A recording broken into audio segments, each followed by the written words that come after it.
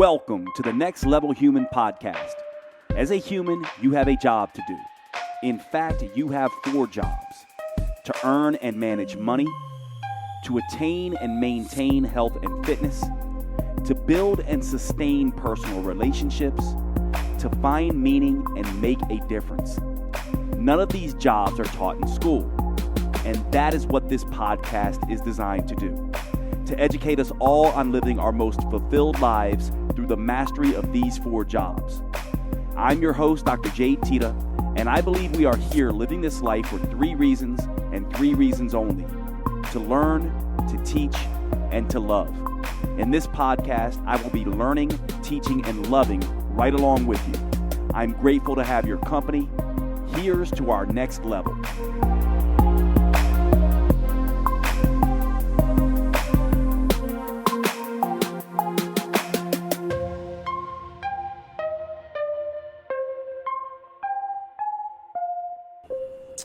Welcome to the show, everybody. I'm actually excited about today's show. Today's show is going to be a little bit different. I mentioned at the last podcast that I was out in Costa Rica and that I was here for writing and have been writing like crazy. Actually, I'm halfway done now with the manuscript Next Level Human, which I'm very excited about.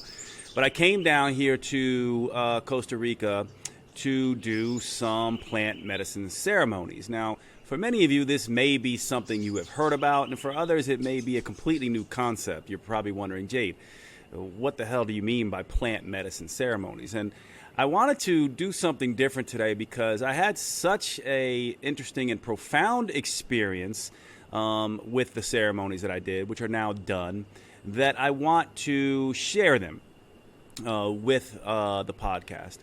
And I don't want to share them from the perspective of saying this is something that you need to do or even something that you should do. In fact, I don't think that anyone needs to or even should do this.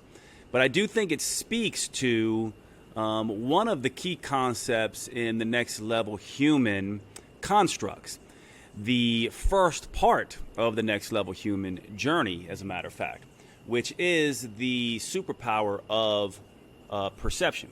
And by the way, if you're watching this on video, I just want to show you this because it's really beautiful. You can see behind me, I'm basically in the middle of a jungle, and this is what's crazy about this place. If I just move my camera for you, you can see that there's this beautiful beach behind me. And this place where I'm staying has a little path right down to the beach. And this beach here that you're looking at there is really right along the jungle. So the jungle comes right up to that beach, and you basically step out of the jungle onto this beach. It's very different than, for example, beaches that you go to in the United States. You know, I lived on both coasts, the East Coast and the West Coast, so I'm very familiar with that. But I've never seen a beach quite like this, except on the peninsula of Washington State when I used to live in Seattle.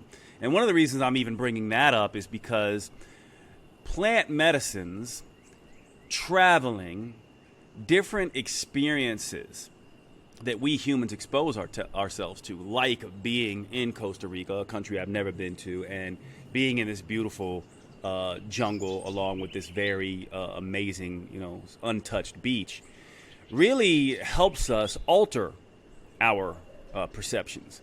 And this is something that, while you certainly don't need to travel to Costa Rica or travel at all, and you certainly don't need to or must do plant medicines or anything like that, I would say we humans absolutely have to, if we want change and to be on the next level human journey, we absolutely must expose ourselves to different things so that we can alter our perceptions. Perceptions are really driven by our old experiences and the old stories we're telling.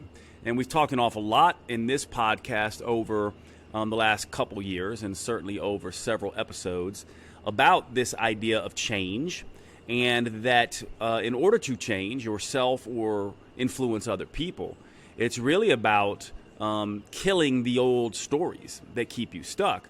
And there's something about exposing yourself to things that change your perception that begin that process.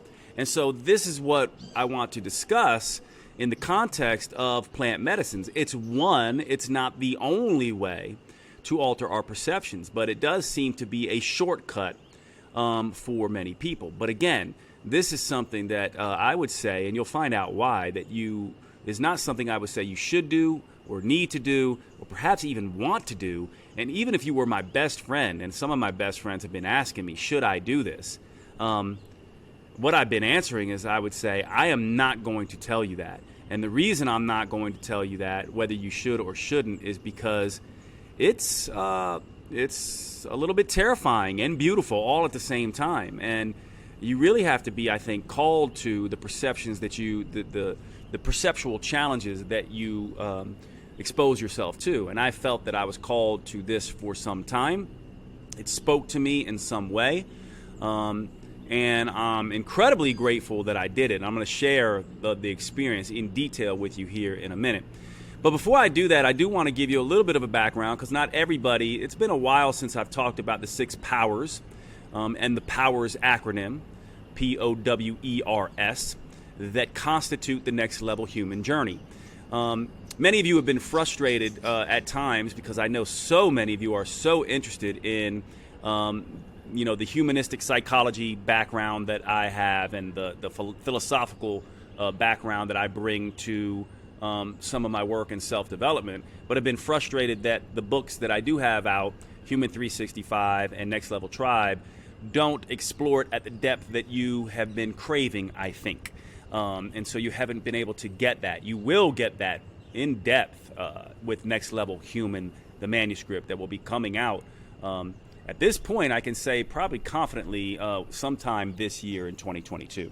But let me review really quickly this idea of the next level human journey and the 6 powers that power that journey.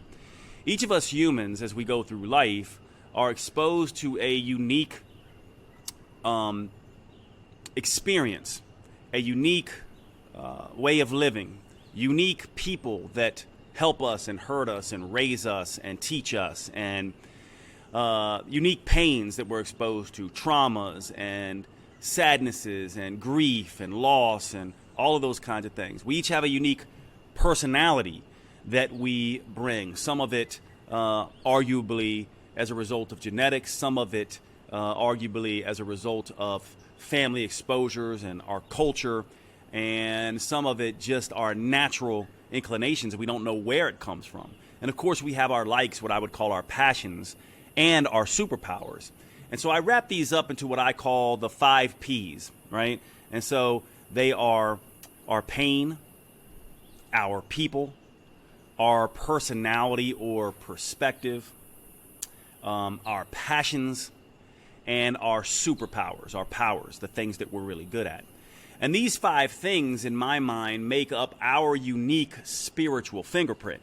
There has never been another human on the planet like you, ever in history, nor will there ever be. Same goes for me, same goes for everyone we know. And this is a beautiful thought when you think about it. We are unique. There are infinite variations and distributions and ways of expressing these 5 Ps. Now, in the next level human way of seeing this, these 5 Ps, and the whole point of being on this planet in the first place, is that each of us have not only a unique purpose, but a unique way that we can create to deliver that purpose. And it's not necessarily one purpose. There are many purposes that we can bring in many different situations. And I've talked about this. So my purpose, when I looked at, my people, my pain, my passions, my personality, my superpowers, the way this came together with my unique trajectory in life, it brought me to medicine, and specifically natural medicine and integrative medicine, and a career as a naturopathic physician. And the career aspect of that is kind of irrelevant, but the purpose behind that was healer. And certainly that healer purpose was something that I was not fully aware of at the time, but it also morphed and evolved more into healer slash teacher. The role that I play now as, yes, I'm trained as a naturopathic physician, but most of what I do now is teach. I podcast, I write books, I deliver programs for people. So I'm in a coaching, teaching role more than I'm actually in a healing role, but I am both. And so I would say that I've created healer teacher as my purpose. Now, many of us get caught up on purpose because we think it's something we find. It's not. It's something that we create. It's something we choose. And it's not one thing. It can be multiple things. For example, I can bring purpose to the way I interact with people when I go to the coffee shop or the grocery store. I can bring purpose to the way that I just live my life in the morning, and the way I tend my plants, and the way that I take care of my apartment, right? I can bring purpose to many different things, but the big P, capital P purpose I'm talking about right now is what we do for the world, not what the world does for us. And I usually distinguish this, between purpose and meaning, because meaning is what the world gives to us. I can find meaning from my mother and father. I can find meaning from my siblings. If I had children, I can find meaning in them. But I can't rely on that. It's borrowed in a sense. I can't generate my parents to give me meaning. And this is where purpose is an evolved meaning. I can generate out of myself a purpose that I give freely to the world without need for acknowledgement or reciprocation through my chosen creative purpose path of healer teacher. And this is what the next level human journey is all about. And to get there, because many of you will be listening to me speaking right now and say, well, I kind of understand this and I kind of don't. And some of you will be like, I definitely get it because I've walked this path. But I would say most all of us, what we deeply want more than anything else is to make a difference in the world, to matter, and to go through the world with a sense of pride, especially on our deathbeds. We want to be proud of the humans that we were and the humans that we want to somehow leave a mark on the world and make it better in some way for us having been here. This to me is the whole purpose of Next Level Human. It is a drive that I believe all humans share, despite the fact that many of us become destructive in our pursuit of that because we get it wrong. For example, instead of pursuing purpose and truly understanding purpose, we pursue power and popularity instead. Base level humans pursue power. They do so because they believe wrongly that it is going to deliver them to this place of safety and security and a place where they can be proud of themselves the same way we all want to. But they get it wrong because the pursuit of power is a destructive pursuit. It destroys others in its wake, and it destroys yourself. Now, same thing with culture level humans. Rather than pursuing power, they pursue popularity and status and pleasure, right? And this is what they pursue. And they think that by doing that, by getting popularity, and by doing the things that they think culture wants them to do, and by falling in line and being a people pleaser or all these things, they too will get to where they want. But what they also don't realize is they also destroy themselves in that process because they destroy their unique nature. They put aside their own authenticity and supersede their own authenticity for the dictates of culture. And this is often done unknowingly, in the same way base level humans often pursue power unknowingly. So the whole point of Next Level Human is to be conscious of what you are pursuing and instead to pursue purpose, because purpose is something that fills us up and also fills the world up. A Next Level Human at his or her core is an integrator, always integrating self and other, always giving of themselves to the world because they know it comes back around to them. And that journey of a Next Level Human follows a very specific 6-step process that I call the 6 powers. First in this journey, you must master the superpower of perception. And the 6 powers go by the acronym POWERS, easily enough, P.O.W.E.R.S. The first P in this acronym is perception. We must, to get where we want to go, to break free of our safety and security needs and stop pursuing power, and break free of our popularity and status needs, and stop pursuing popularity and pleasure, we must understand and know truth about the stories that we have been telling ourselves and the stories that we could be telling ourselves. We need to escape from the old destructive stories, the old victim mindsets, the old ways of seeing the world, and see the world in very new ways. Ways that our higher self, our best level, our next level selves need to see the world in order for us to realize our purpose. So perception is critical. Perception is all about changing the stories and the narratives and the feelings and the ways of thinking that you bring to the world. Perception is the first step and the most important step. We must open up our minds and our thoughts and our behaviors and our ways of being and these old narratives and stories that keep us stuck in order to begin the process of becoming a next level human and living our full authentic nature, creating purpose in the world, and getting to the quintessential, most evolved states that a human can reach, which are joy, fulfillment, and pride in ourselves without the need for acknowledgement and reciprocation. This is what ultimately we all want. This is the hypothesis, the theory, and the work of becoming a next level human. So, perception is the first part that kicks all this off. And this is where plant medicine comes in as a potential tool for some people who have been curious and want to know about plant medicines. Now, before I get into the plant medicine journey that I had, let me just finish the 6 powers really quickly for those who have never heard this before. So perception comes first. Now, the next letter in the acronym is O.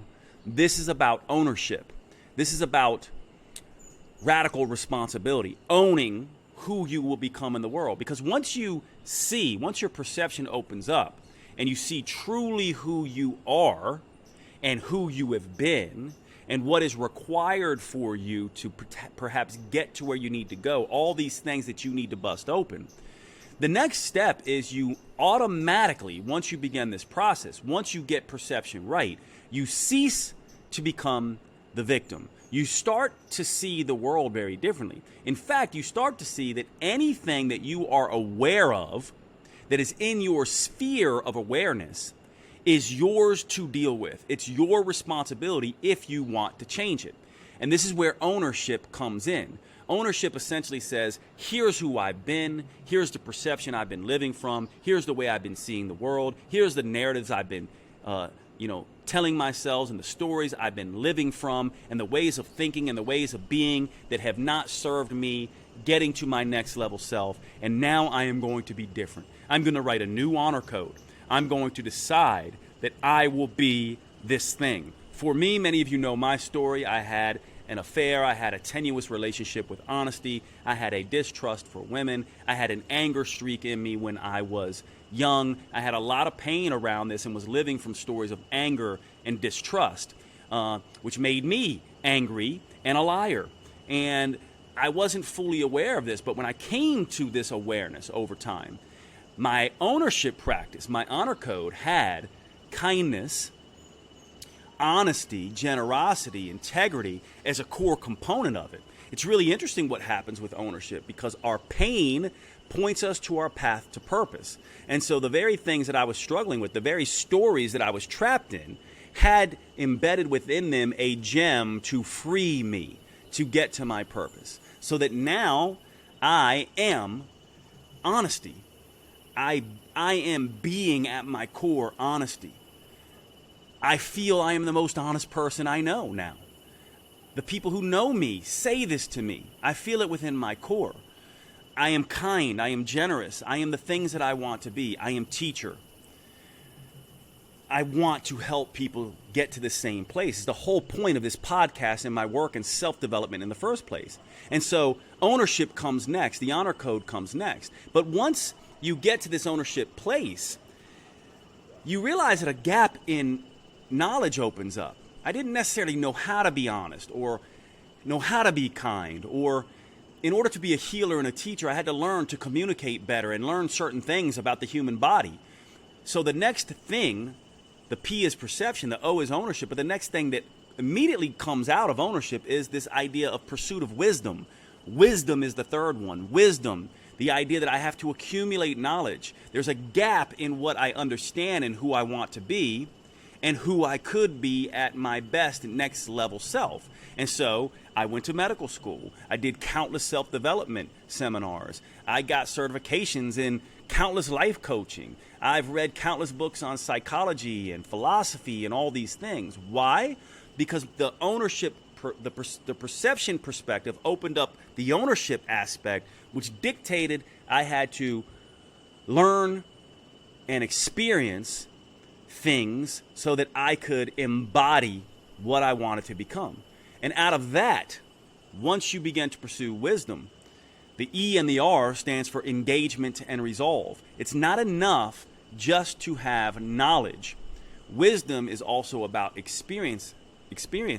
And so you have to have engagement in the world. You have to go out and live and say yes to things and put yourself in uncomfortable situations and put yourself in out of your comfort zone. This is engagement. It's this idea of easy is earned. Just because you decide you're going to be a particular way and you have ownership, and just because you go and you get some knowledge, does not mean you can actually be that thing.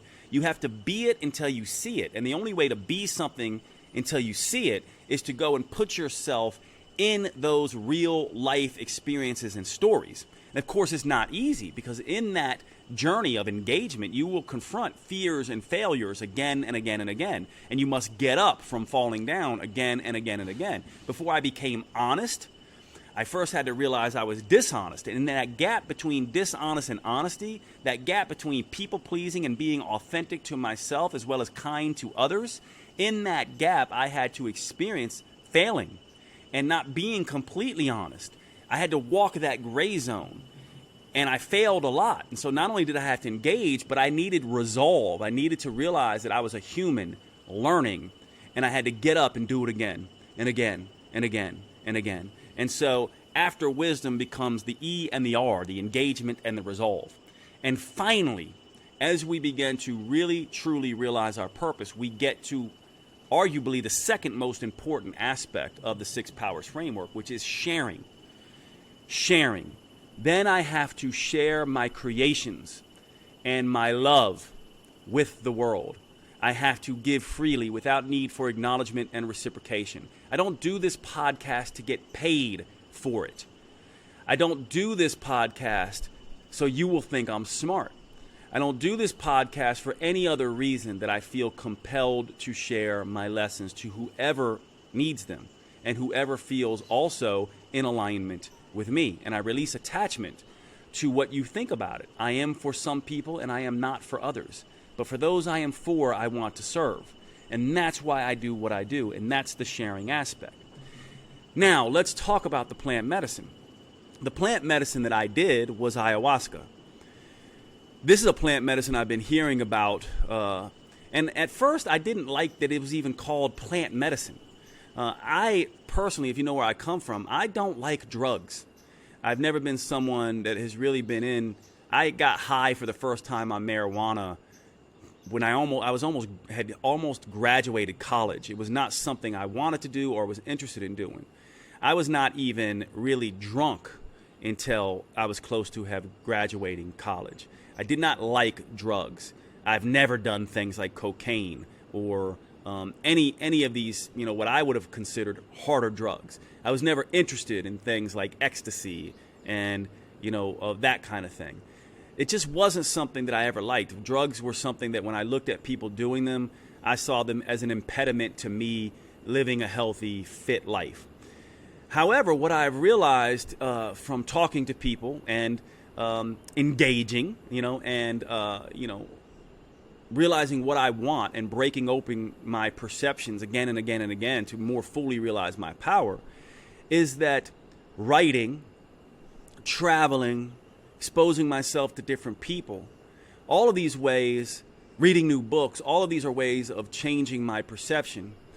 But I wanted to go deeper. I started to hear from people that there could be a shortcut, or maybe a shortcut's a bad way to express it, but maybe there was something in these experiences that I needed. Maybe perhaps just to get over my fear of them. And rest assured, I am afraid of them. I have historically been afraid of drugs and was afraid of any kind of mind-altering drugs. Over time, I come from a big Italian family. I learned to enjoy wine and learned to not be afraid of being drunk because that was a controllable, predictable thing for me. I knew if I had 3 drinks, I would alter my perception in a particular way, and I didn't want to go any further. Marijuana was something I did not like because for me it was always different, and I did not like being out of control. And one of the things I entered into this with is a tenuous relationship with control. I do not like being out of control. And I began to become aware of this story of control and the illusion of control. They call it sukha, right? This idea of ease. I wanted ease. And being out of control took away my sukha, took away my ease. I did not like it. I never wanted to be out of control. This is why I did not like being on an airplane. And what I realized is that this need for control started to make me more afraid and more fearful as I got older. You know, now I'm in my late 40s, early 50s, right? So I'm 48. You know, my friends laugh at me because I'm always like, well, I'm 50. But they're like, you're not. You're 48. And to me, I'm like, doesn't matter. 48 to 52, it's all 50. But I realized I was getting more and more afraid. And I didn't like that because I certainly have seen older individuals, elderly folks who are so afraid they won't even go outside. Things like not going in the ocean, you know, things like not wanting to get on an airplane, things that began to make me not enjoy life in the same way, things like not wanting to go on a hike because it's too hot. And I had a near-death experience in the Grand Canyon where I almost had hyperthermia and basically had to be helped off that mountain, and that fear has stuck with me. And so I started to realize control was a problem, and I started to realize that my fear was becoming a little bit of a problem, and that I didn't want to be one of these people that lives in fear because it was keeping me from doing things, keeping me from having the experiences of life. And so this year in 2021 and 2022, I decided I was going to confront my fear around drugs and specifically go for the drugs that could help me alter my perception. So I have been high on marijuana more times in the last 2 years than in the rest of my life. I have done MDMA, which is the active compound in Molly and ecstasy. I have done psilocybin several times. And ayahuasca was the thing that began to call to me the strongest. Now, I have no desire to become someone who repeats these things again and again. But I have a desire to expand my awareness and to put myself in a place that scares me so that I can grow. That was the reason I came down to Costa Rica. It is the reason I exposed myself to what I was very afraid to do and what turned out to be pretty terrifying, which I'll tell you about here in a minute. Terrifying, but also beautiful, which I'm going to tell you both sides of those stories. And part of the reason I did it, by the way, and this is the power of purpose, part of the reason I did it is because I know many of you. I talk to many of you on DMs. I get emails from many of you that talk about your fears and talk about your wounds and talk about your struggles. The more I've delved into the work of self-development rather than just health and fitness, the more I confront people who, like me, are terrified. We're all the same, us humans. We all are. I like to often say this, and my friends and family laugh at me, but they get it too, and I think you'll get it. Every single human, no human escapes this. We are each, it's part of the human condition. We are each lazy, ignorant, and scared shitless. Like, this is just who we are as humans, right? And the secret to success, in a sense, that I've come to is just to be a little less lazy, to open myself to be a little less biased and a little less dogmatic, and to open myself up to being a little bit more uncomfortable. And as I begun to do that and live the model that I have created around this through the 6 powers, I have realized there are many ways to do that. And I have been engaging in fear PRs, slowly exposing myself to airplanes and flying more, slowly exposing myself to the ocean in very different ways, despite that I'm afraid of it. And I want to be able to share this. And so one of the other major fears I have had is around drugs and altered perception, in a sense. And isn't that funny that the key jumping off point to realizing our best lives is mastering perception, and that we are terrified oftentimes, of course I was, of not being able to control our perceptual influences. So this is why I approached ayahuasca. Now, for those of you who don't know what ayahuasca is they call it a plant medicine. It is an indigenous plant that grows down in the tropics, South America, up into Central America. Some of these plants have been brought to Hawaii, although they're not native to Hawaii, and they grow in Hawaii, but they grow in these warm tropical areas.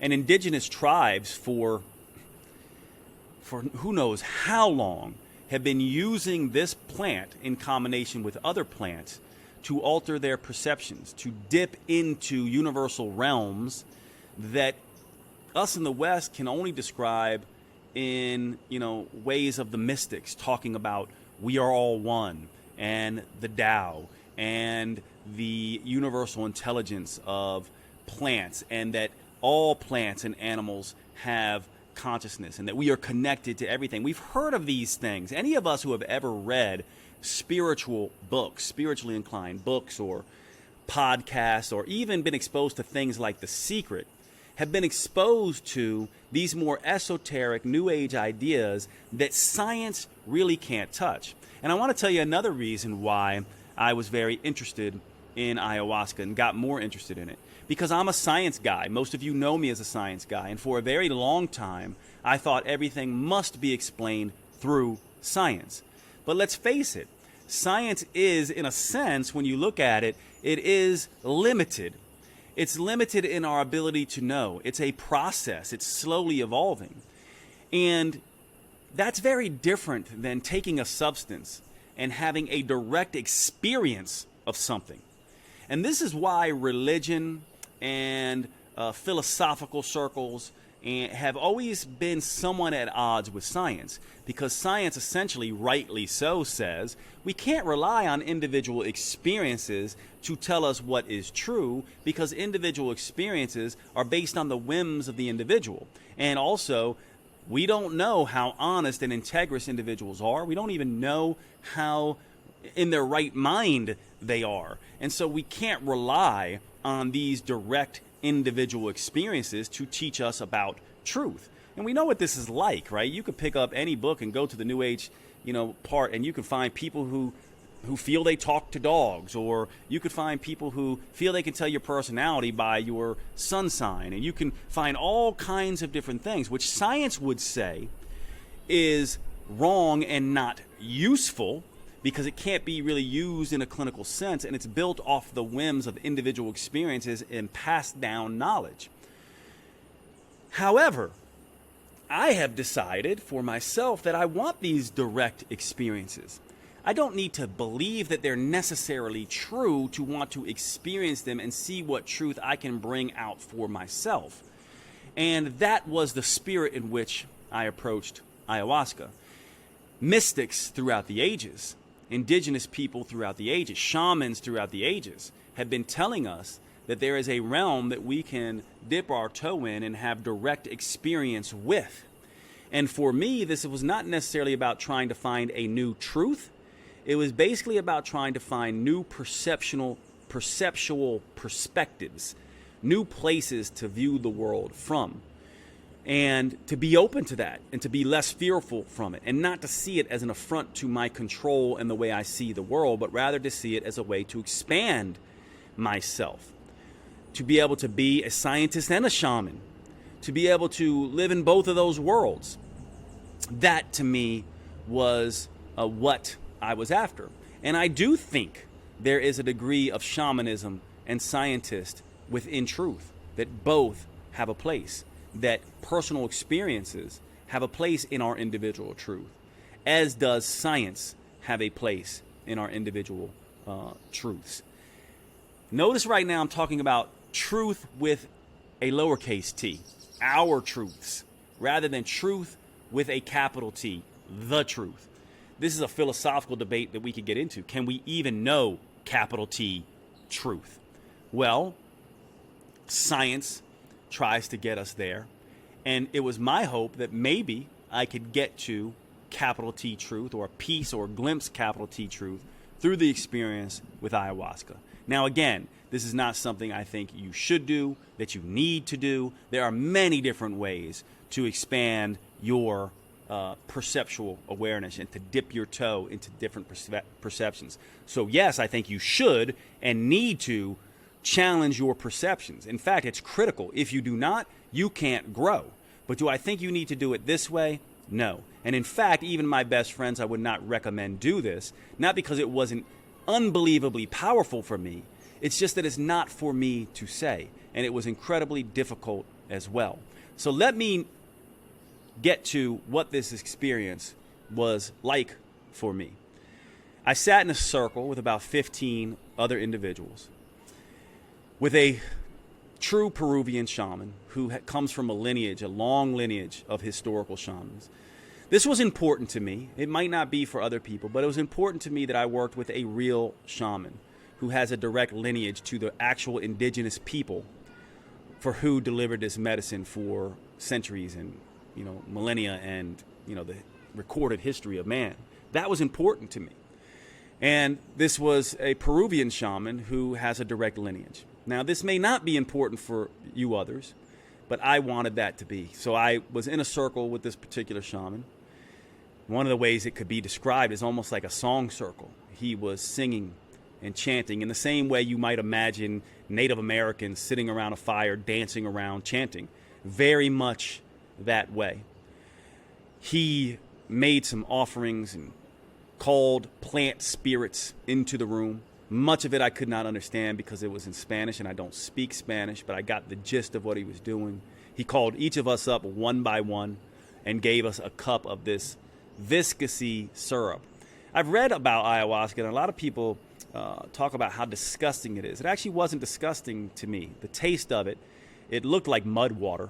By the way, it was it looked like the consistency of mud, halfway between mud and mucus, but it tasted very much like a licorice combined with acrid vinegar combined with cocoa and coffee.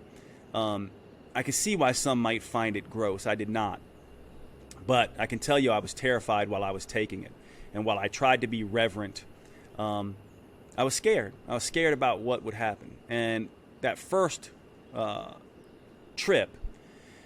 journey, they call it, I had good reason to be scared. And I think the fact that I was scared is actually what I created within the journey. And it was the first of 3 successive journeys that I would take. Day 1, day 2, and day 3. For much of that initial taking, you go sit back down. I sat in my part of this round circle, sitting on a mat, feeling not relaxed, very tense, wondering what was going to happen. After about an hour or so, feeling a little lightheaded or spacey, but not really high or anything, and people around me started to vomit and purge. Interestingly enough, in different ways. There was coughing, there were sighs, there were strange sounds, and there was vomiting. Some people even got up to void through going to the bathroom or having a bowel movement. For me, none of that was going on. I was nauseous. I started getting nauseous, but I didn't I didn't want to lose control. I was thinking about, like, I don't want to throw up, like, what's happening. You know, I was trying to stay present, and it really hadn't kicked in yet. And now at this point, about 2 hours had passed of what would end up being a 7-hour journey, and the shaman asked if anyone wanted more, offered a second dose.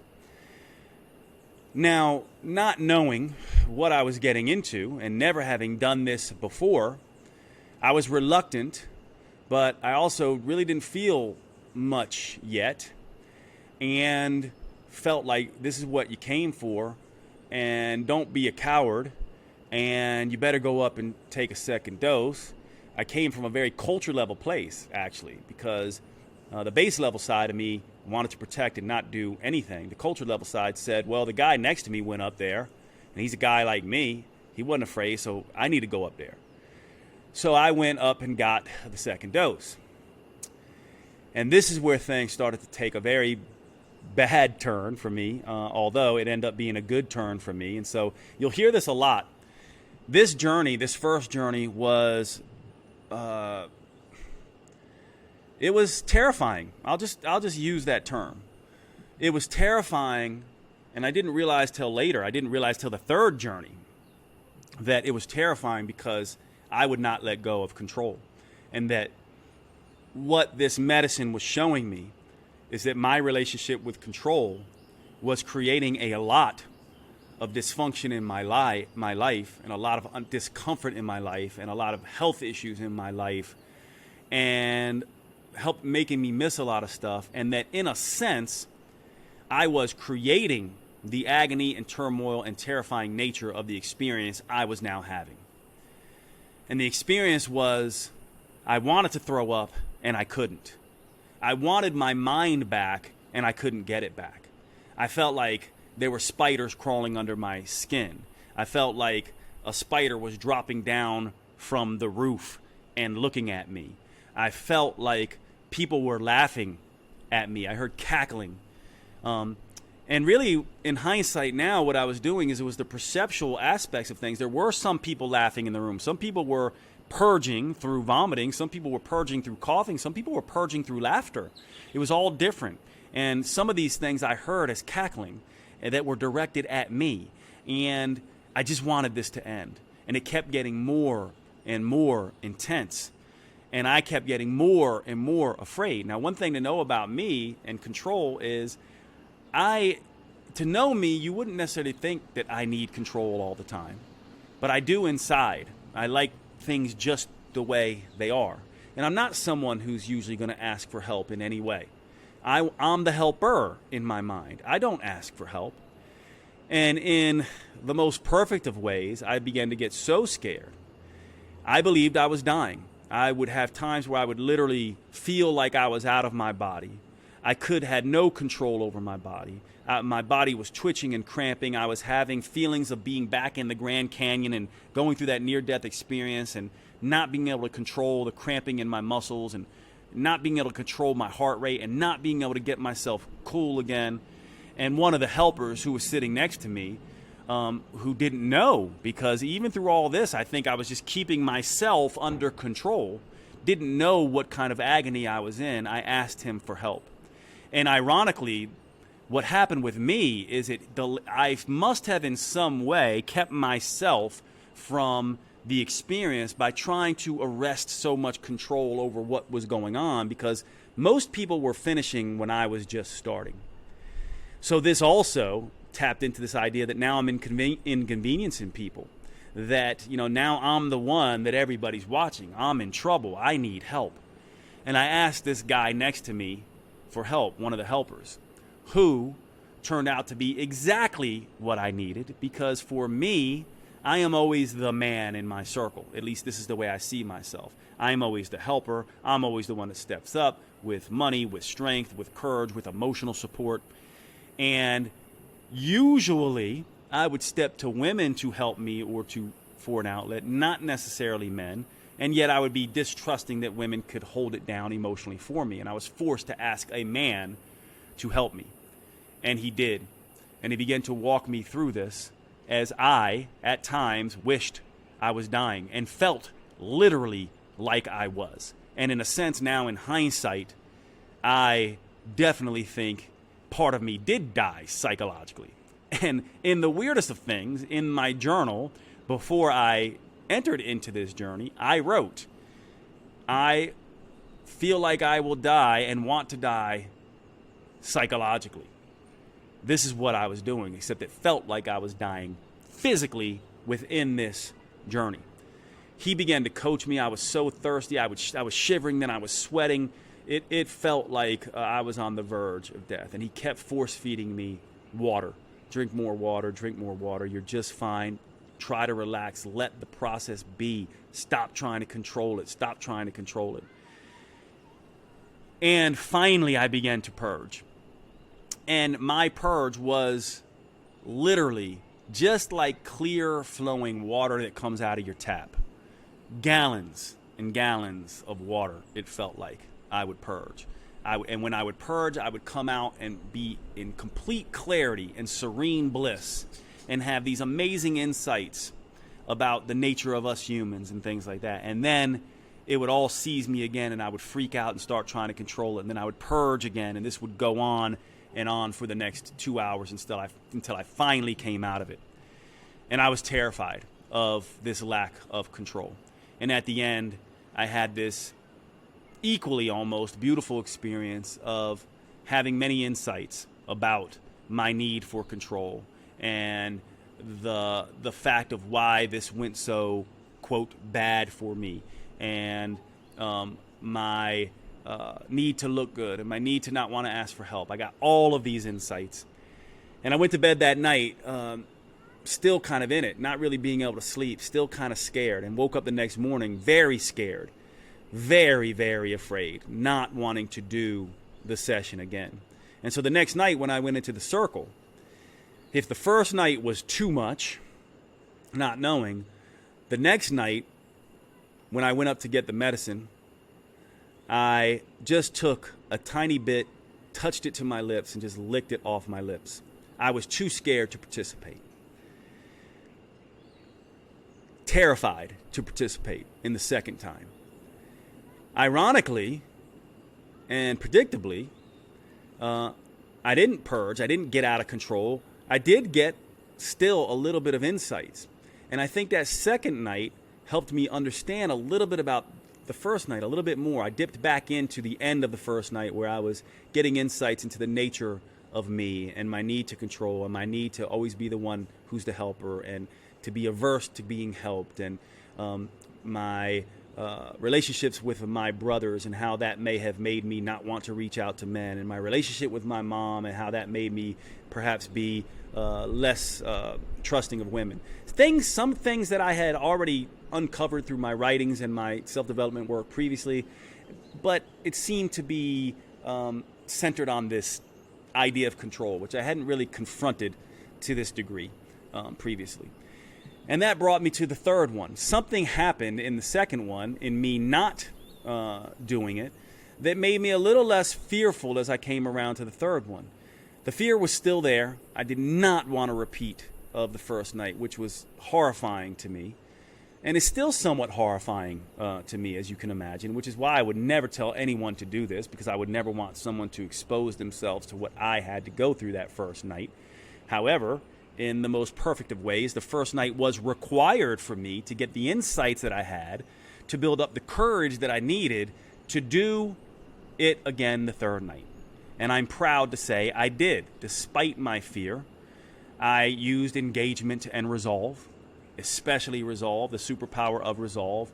All those times in the gym, all those times exposing myself to the airplanes, all those times, picking up spiders and things like that, exposing myself to things that I was afraid of, allowed me to take the third drink. And this time, when I went up, the shaman asked me, "How much do you want?" Because he must have sensed that I took too much the first time, and I took too much or too little the second time. And this time I just looked at him and said, "Whatever you think." And this was some coaching I got from some very beautiful humans who were more veterans of these ceremonies. And one of them, a beautiful woman by the name of Jax, just a beautiful spirit, and her amazing, beautiful partner, James, gave me, who are both sort of veterans to this process, gave me the advice that, Jade, trust the process, let it go, and trust the shaman. And so reluctantly I did. And the experience this time was not delayed. It was almost immediate. It seemed like I was within 20 minutes, I was beginning to fade. And the fear started coming back up, because when I say fade, I mean like fade. Like I was not in my head. I was beginning to see all kinds of weird circus visions, circus clown faces, and things dancing around in my mind, and weird, perceptual things happening even when I'd opened my eyes, which I really couldn't open, and I started to freak out again.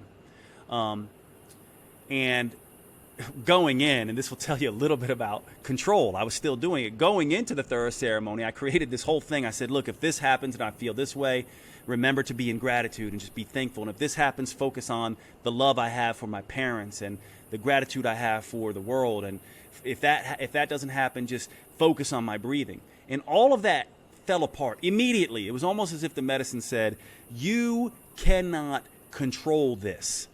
This is not something you can do logically. You must experience and feel this. And I started to let go. And I don't know if I let go or the medicine just forced me to let go. But when I did, I had an experience. And the best way to explain it, and of course I can't explain it to all of you because it's something that has to be experienced. So me expressing this to you logically doesn't do it justice, and you won't quite understand it. But one of the things that then began to happen is, and I'll give you a sense of what this is like. Imagine closing your eyes and going into a dream state, except the dream state is not happening in your head. It feels like it's happening everywhere outside you. It feels like you are outside of yourself, and that yourself is not yourself. That's what it felt like. And so I would close my eyes and it would feel like I left my body. Now, it's not leaving the body in the sense of like I saw my body. I just was not aware I even had a body or a brain or a mind. I was just everywhere. And the feeling just took over me. And the feeling started as an insight. And it started as an insight. And it really continued as a story that I was, quote, told the entire night, which was perfect for me. That we humans and the source from which we derive, and this is going to start to sound very New Agey, and I think part of that is not because I'm trying to sound New Agey. Sometimes one of the insights I got about New Age woo-woo type language is it sounds New Agey and woo-woo because we don't have logical ways to discuss these experiences. They are experiences and feelings that defy a logical way of explaining. They defy language even. So anything I tell you is not going to be able to convey to you. But I didn't see visions with my eyes open. I saw visions with my eyes closed. And more, I would say, I felt visions. So in that sense, it was very much like a dream, but more like a felt state that was not occurring anywhere in a body because I was not aware I had a body. So in that sense, I died again for the second time. Very different death than the first time, the first experience. And the story that I was told was that the source from which we are derived seeks nothing but experiences. That it seeks nothing but experiences. And that in order to have an experience, it must have the software of feeling. Feeling is the thing that our source, whatever that is, call it spirit, soul, source, I don't know. I certainly don't know what it is. Call it our energetics, call it whatever. But this source, which is what I'm going to call it, because it's what I call it in the Next Level Human book, craves experiences. All experiences. And it wants to learn from these experiences. And it learns through feeling deeply how these experiences feel. In fact, we can't have experiences without being able to feel experiences. So experience and feeling are synonymous.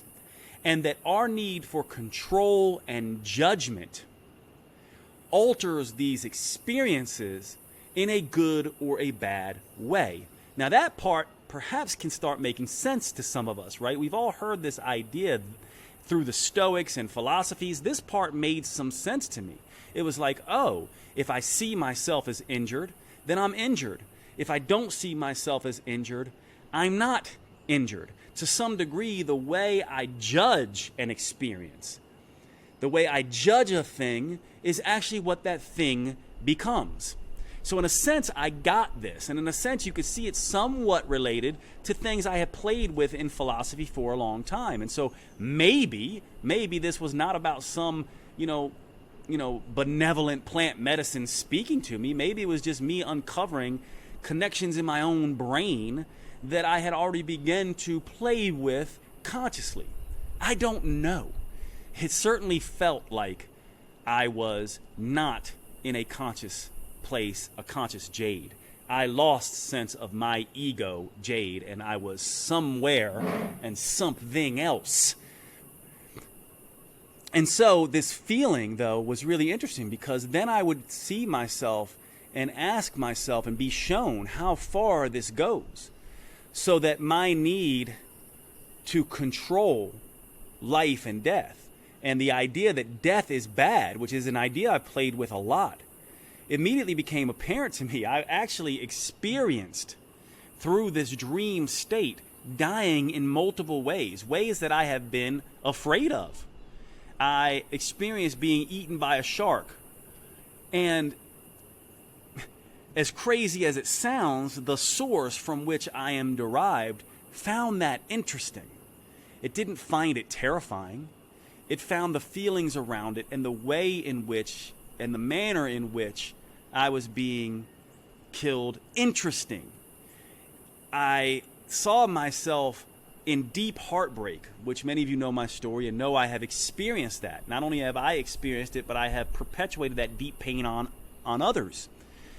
And I saw very clearly that to the source, the experience of heartbreak is every bit as beautiful, interesting, and useful as the experience of heartful love.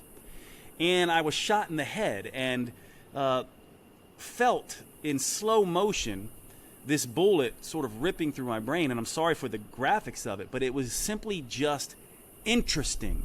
There was no judgment around it. This is bad. I'm getting shot. This is terrifying. Oh my God, what's going on? And through this process and this experience that I was being, quote, shown, and by shown, there was no one necessarily holding my hand or a spirit with me or anything like that. It was just, I was out. I wasn't even me. I was just experiencing this, and I call it being shown because it's not a thought I had ever had before or a thought I think I could ever have. I was being taken around and showing that all these infinite ways of dying and loving and hurting and learning and being stung by a bee or stepping on a nail or being abused or being insulted, or all these experiences are things in a sense that Source signs up for, that is useful for Source, that is entertaining for Source, that is educating for Source, and that the Source doesn't distinguish and doesn't judge any of these experiences as good or bad. Our human consciousness does that. But to Source, it's all just learning and beautiful and useful. And it seeks to experience itself in myriad, infinite ways. And this blew my mind. And it was a blissful state to be in, actually. And at times, my eyes would just open for whatever reason, which would bring me back into my physical body, and I did not want to be there. I wanted to be back wherever I was. And as soon as I closed my eyes, I went back into this beautiful state. And at times, I could ask questions, not from Jade's consciousness, but from someplace else, it felt like. I asked questions like, where did this come from? And why are so many people throwing up? And why am I not throwing up? And I thought that I was going to, deal with old wounds. And normally these questions would come after I was briefly conscious and then going back into the unconscious or this other state. And I would get answers such as, you've dealt with a lot of your pain through your writing. And I got an answer that, and this is perhaps the most interesting thing for me, maybe for you listening to it, maybe not. But one of the most interesting things was when I asked about why so many people are purging. And I did purge too on the second night. It was just these long yawns. I would open my eyes and I would yawn, or I would give this very loud cough, or I would shiver all over. And these were the ways I guess I was purging. And what was shown to me or given to me was that we purge during this medicine because we humans, we live experiences and feelings. And we're not meant to live experiences and feelings. We're not meant to get stuck in them. We're meant to learn from them and move on to the next feeling and experience. But because of our judgment and because of the way we relate to some of these experiences, we get stuck in them. The way it was shown to me, or the way that I want to explain it, it's like watching a movie. And so imagine we're watching a movie, and this is an analogy I've used before, and it's really interesting that even analogies that I've used that I did not know that I could apply to this new insight were useful. And so it's like almost like everything had a meaning and a place. All my experiences beforehand got me ready to experience this and explain this. And so the way I will explain this is that when we're watching a movie, the best movies bring us through the full range of human emotions. The best movies make us cry, make us angry, make us proud, give us a sense of accomplishment, make us happy, make us laugh, make us sad, make us cry. It brings us through this full range. The worst movie ever would just be a movie about someone who starts the movie blissful and content and goes the whole movie blissful and content. We would all go, that's the worst movie ever. And to our source, that's kind of how it looks at it. This at least is the perception that I had, is that it wants the full experience. It wants sadness and anger and happiness and all of these things, because that is what educates it, and that is what entertains it, and that is what is useful for it to help it evolve, whatever it, quote, is. And we purge because we get stuck in these experiential feeling loops. And this is, in a sense, the victim idea. We get stuck in these loops. It's like watching a movie and being stuck in a 3-minute loop of that movie. You just watch 3 minutes, and then you have to watch the same 3 minutes again, and the same 3 minutes again, and the same 3 minutes again, and the same 3 minutes again. Imagine how agonizing that is.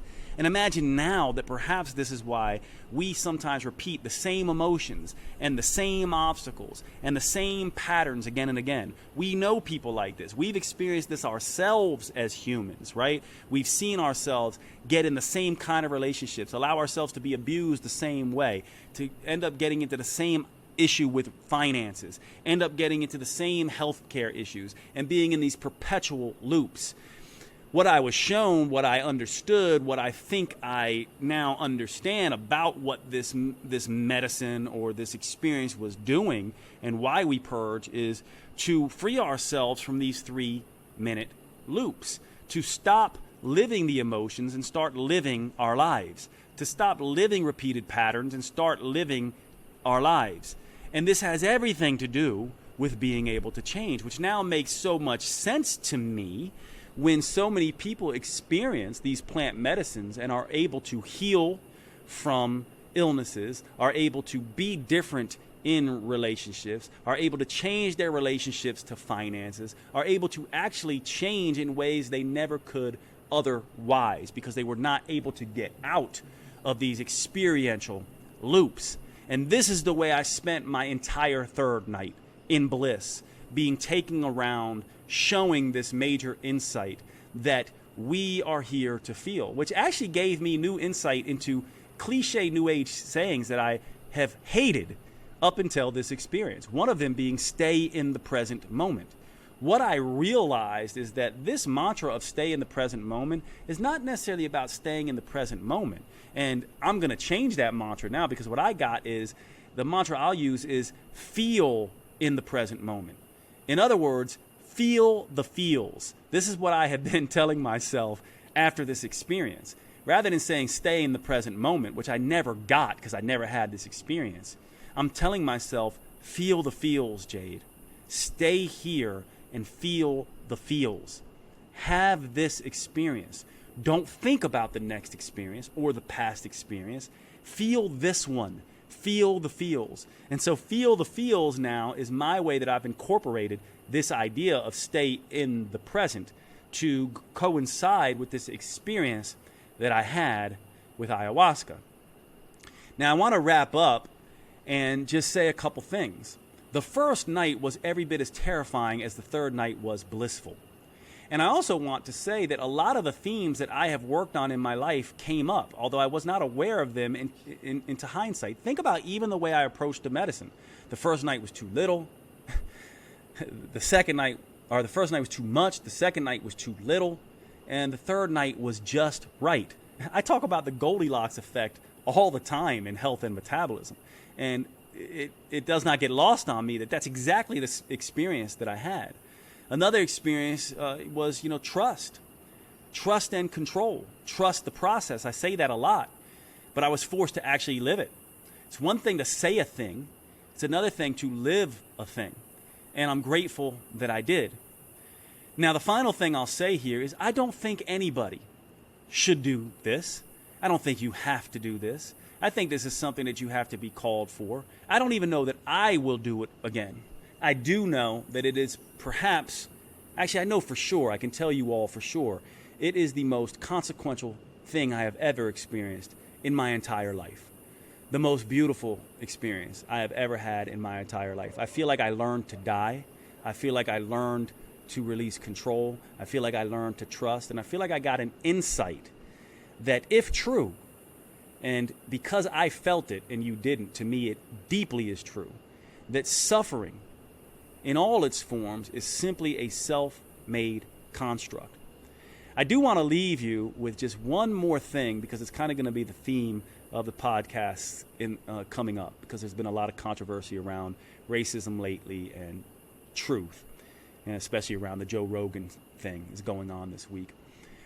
One of the things that bothered me about this whole experience is that if I take this experience as capital T truth, what this means is that a couple things came out of it for me. What it means is have the experience, feel the feels, the good and the bad, and don't make them good or bad in your head. Just feel them. That's number one. Number two, never, ever deny someone the experiences and feels that they're here to have. And those are two major insights that came out of my experience. But then, and this next part is the logical me kicking in. It's not something that was shown to me or that I felt in this experience.